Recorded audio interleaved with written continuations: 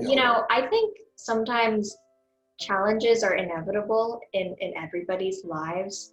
But I think they truly shape your character. I know for sure that the difficulties that I faced shaped my character. So can you tell us a little bit about how those difficulties and challenges that you just shared with us, how they helped you to become the person that you are now?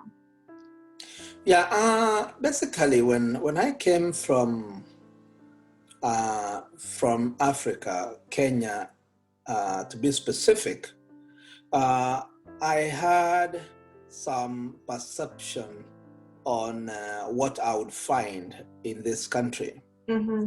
One of the things was this was a country whereby getting money was a very easy thing to do, and that it is a land of the rich. Yeah.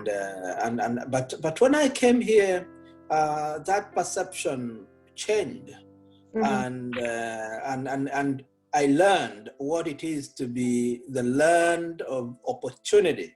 That Mm-hmm. you get that opportunity to be able to be what you want by working hard, and Yeah. so that helped me to try to work hard and change my perception of dependability, Mm-hmm. the way I had thought about in the first place.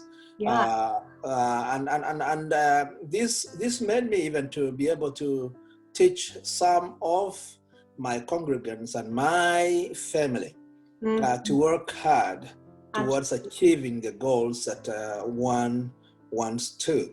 And these things, given the language barrier, I Mm-hmm. mean the culture and the challenges that were there, it changed my way of thinking.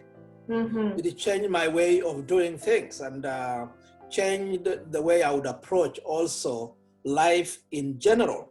Yeah. Because being a pastor, I thought, well, serving will be easy in this country. But when I came, it was somehow very hard to be able to serve in a white church, because Mm-hmm. one, the culture is different, and Yeah. some of the churches you may not be welcomed as such. Yeah. And so I thought about what should I do to be able to achieve the goal and the calling that Mm-hmm. God has called me. And so that is how I ended up pursuing Mm-hmm. to be a chaplain, Yeah. because Amazing. that is the ministry where I thought, well, this is where I will be able to meet all kinds of people Mm-hmm. from different races, cultures, and I will feel welcome because everybody comes to the hospital, everybody needs that support. And Right. so that is actually how this shaped my perception and my character. That's incredible. That's incredible.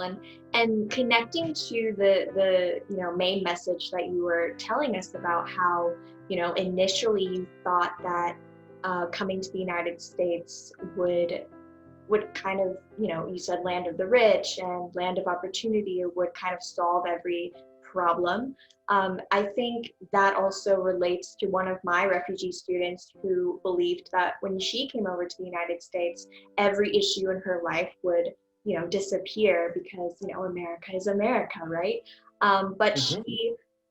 she kind of went through that process that you did of her perception changing and how hard work and diligence needs to combine with her goals and her life to, as you said, pursue her dreams and to actually achieve that goal that she has set for herself. So um, you know I think optimism and diligence is very important.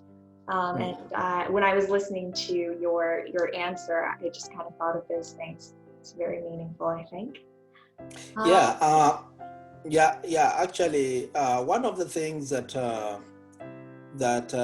as enslaved, as refugees, as immigrants, many times, is because we end up at some point to think the way we came, being supported Mm-hmm. to come to this country, that the same support will continue. Mm-hmm. And so sometimes after being here for a while and kind of still being the same way we came and not trying to seek that independence and working hard to support yourself, the people who support us as refugees kind of feel burdened as well. We Yeah. feel that burden and we become a burden instead of being a blessing.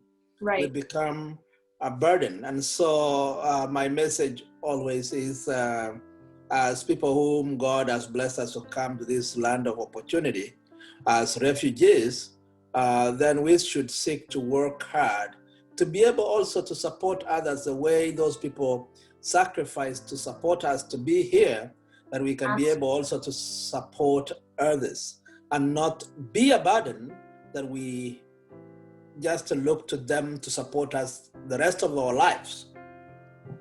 Yeah, I totally agree with your thoughts there.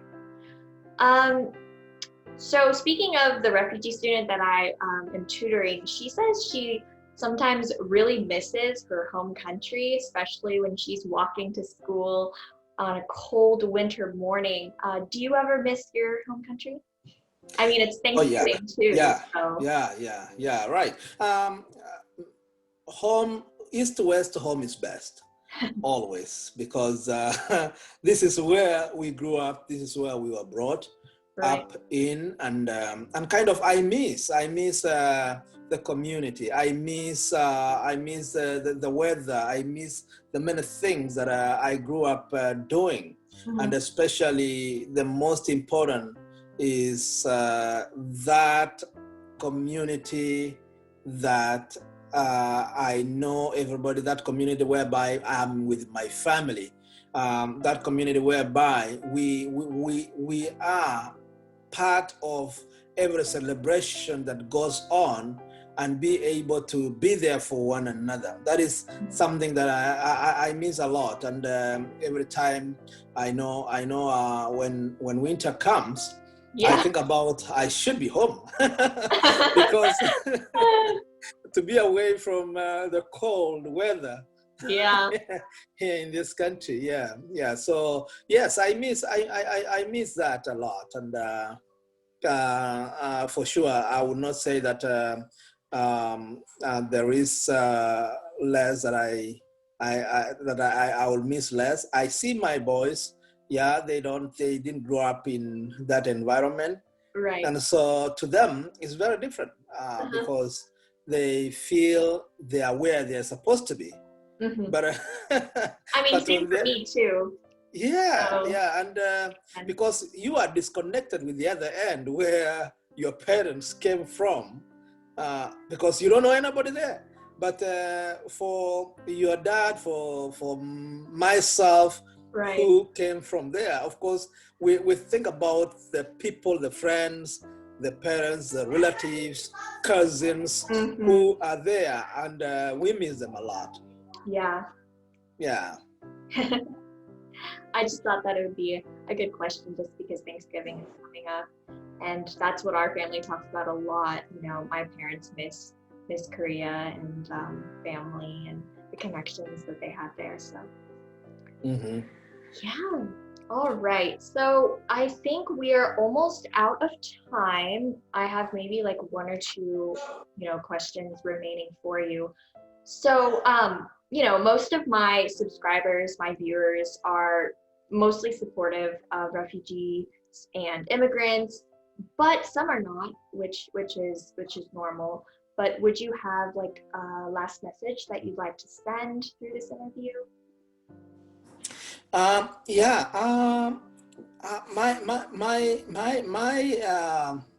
advice and my prayer is as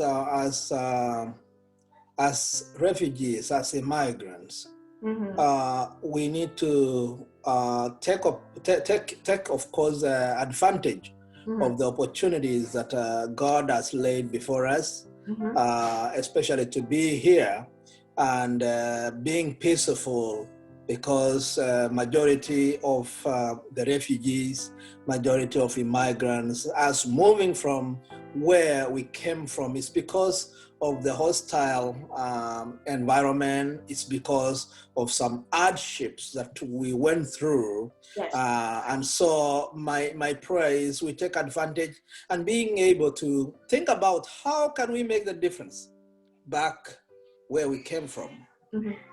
What can we contribute towards making that place that we came from as refugees look different from what we left? And I always advocate for making a difference in the world, because God has changed us, God has brought us to where we are, that we may make a difference for Him, not only where we are, but also where we came from. To be able to make people feel that they have also a chance to make a difference in the world and their lives. So that would be really what I would advise.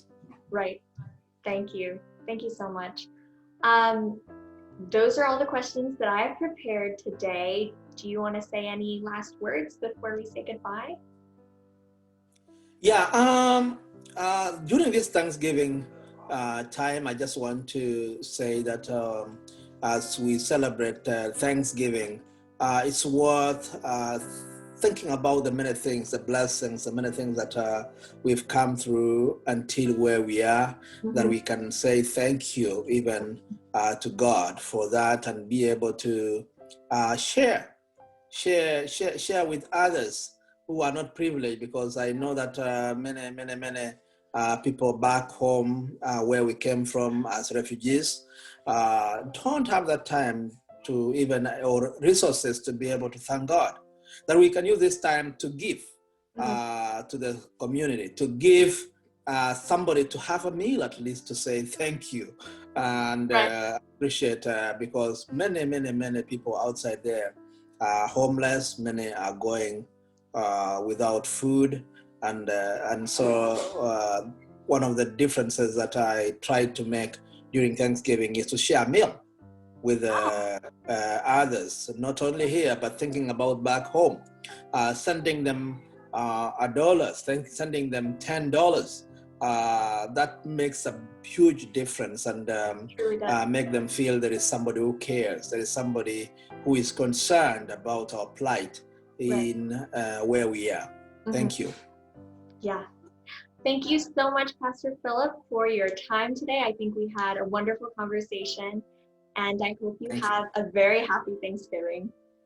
You too. Thank you so much, Jenny, for having me, and thank you for what you are doing, especially for the refugees, and to be enlightened of what is going on, and be able to just appreciate the many things that others also are going through.